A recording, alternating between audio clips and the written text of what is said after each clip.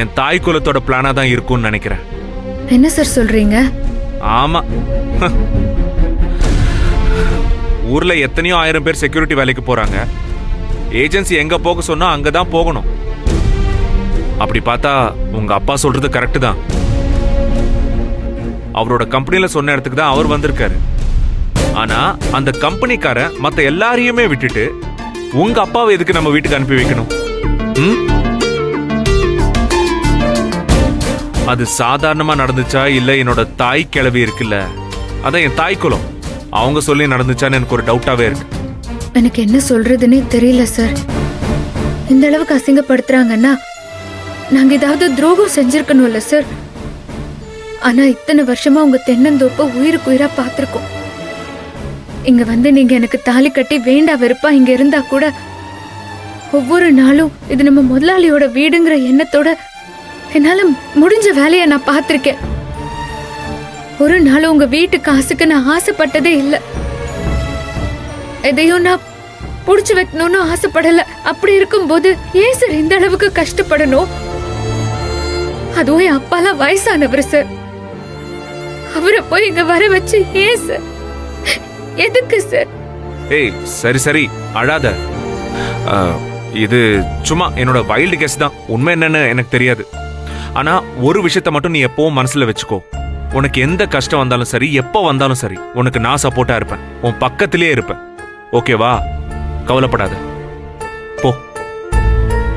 Don't worry.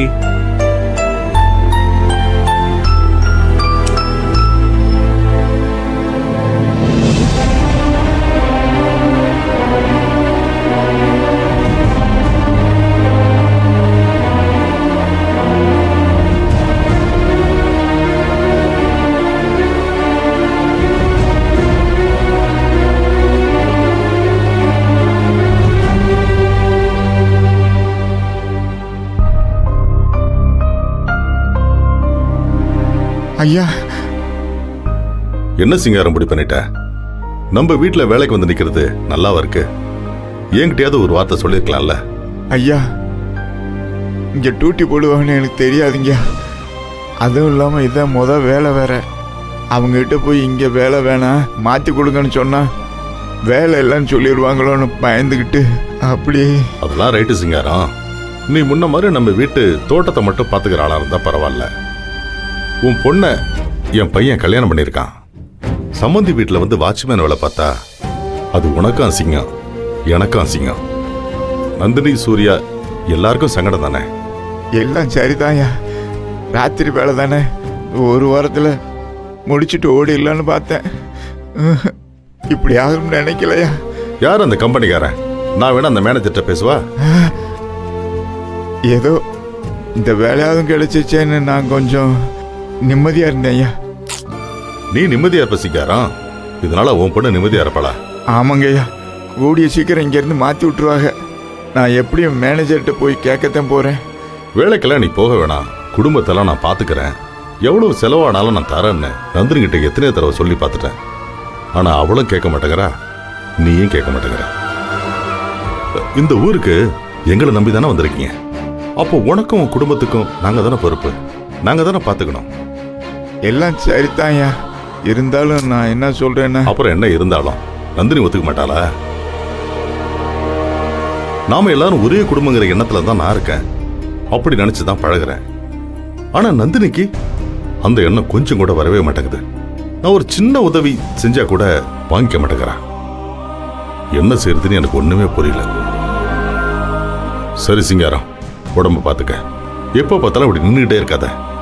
அதான் room இருக்குல்ல, சேர்ல உட்காந்து ரெஸ்ட் எடு. சரிங்க.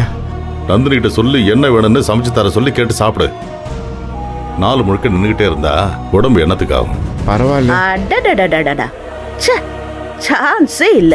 எங்க இந்த மாதிரி ஒரு கண்கொள்ளா காட்சிய நான் எங்கேயுமே பார்த்ததில்ல. பாருங்க, என் உடம்பெல்லாம் அப்படியே புல்ல அரிக்குதுங்க. நீங்க அவர்கிட்ட அக்கறையா பேசுறதும், அவரு பரவாயில்லன்னு சொல்றதும், பதிலுக்கு நீங்க அக்கறையா அவர்கிட்ட சாப்பிட்டியா ரெஸ்டட்னு கொஞ்சறதும். என்னங்க, உலகத்துல வேற எங்கேயுமே இது நடக்காது. கோடி கணக்குல டர்ன் ஓவர் பண்ற பெரிய கம்பெனி, அந்த கம்பெனியோட முதலாளி.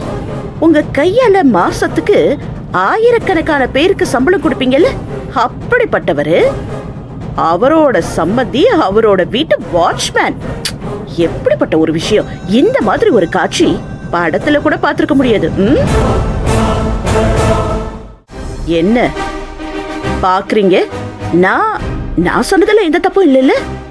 நீங்க எப்பவும் வெளியில போகும்போதும் வரும்போதும் உங்களுக்கு கதவை திறந்து விட்டு உங்களுக்கு சல்யூட் அடிக்கிறவர் தானே உங்க சம்மந்தி. இதுல எந்த மாற்றமும் இல்லைல்ல. இவரோட பொண்ணு தானே உங்க பையன் சூர்யா கல்யாணம் பண்ணிருக்கான். அடுத்தவங்களோட தன்மானத்தை மூஞ்சுக்கு நேரா அசிங்கப்படுத்துறதுல உனக்கு அப்படி ஒரு சந்தோஷம் இல்ல? நான் என்னோட மரியாதைய பேசிக்கிட்டு இருக்கேன். அத பத்தி எல்லாம் உங்களுக்கு கவலையே இல்ல. இந்த ஆளோட மான அவமானத்தை பத்தி தான் உங்களுக்கு அக்கறை இல்ல. அப்படின்னா நீ கோவப்பட வேண்டிய ஒரே ஆளு சூர்யா மட்டும்தான்.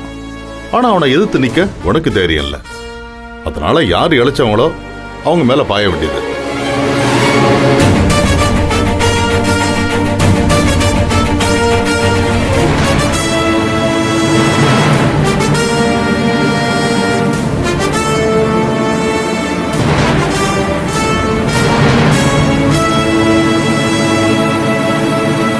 நீ உட்காரு சிங்காரம்.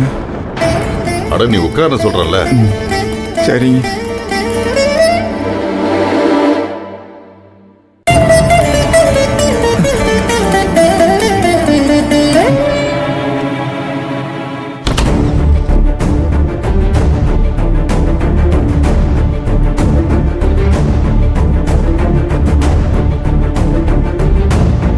மா,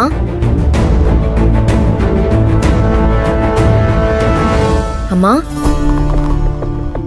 என்னம்மா ரொம்ப நேரமா எதையும் யோசிச்சுட்டே இருக்கீங்க? ஒண்ணு இல்லடி, நல்ல வசமா ஒரு இறை மாட்டி இருக்கு. அதான் அதை இப்படி சமைக்கலான்னு யோசிச்சுட்டு இருக்கேன். மா, கொஞ்சம் புரியுற மாதிரி சொல்லுங்கம்மா, நானும் ஏதாவது யோசிக்கிறேன். அதான் வெளியில ஒரு கிழவன் உட்கார்ந்துருக்குல்ல, வாட்ச்மேன் பதவியில.